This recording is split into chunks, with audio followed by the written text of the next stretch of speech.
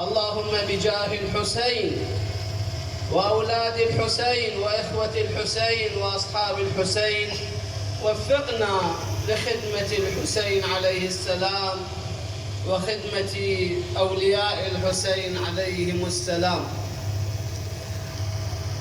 السلام عليكم إخواني أعزائي، سماحة الشيخ البغدادي ممثل المرجعية العليا، وأصحاب السماحة السادة الكرام، أساتذة الحوزة العلمية، إخواني أصحاب المواكب والهيئات، وجهاء هذه المدينة وما يجاورها،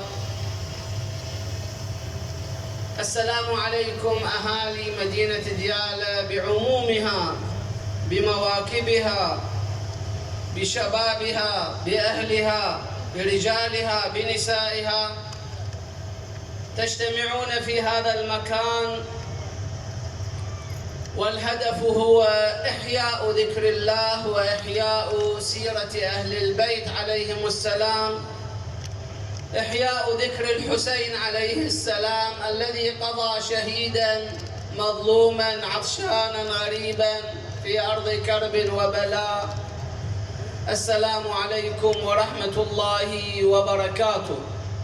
على الحسين عليه السلام أتت بأم عينيها ما حصل على الحسين. الإمام رضا عليه السلام كما تفضل سماحة الشيخ في نقل الروايات النافعة والتي فعلا تبين حقيقة مجلسنا هذا في هذا اليوم. هذا المجلس له تأثير خاص، ينقل لهذا الراوي حقيقة قد يجهلها الكثيرون، وهي أنه يقول إن الملائكة في أول ما يهل شهر المحرم يأتون بقميص الحسين عليه السلام الممزق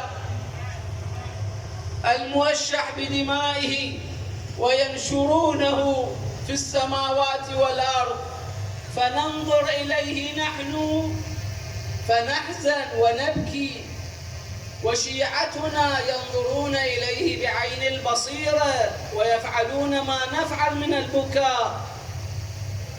فلذلك هذا الموقف منكم هذا اليوم هو موقف أهل البيت عليهم السلام، وهي وصية السماء وطريقة السماء.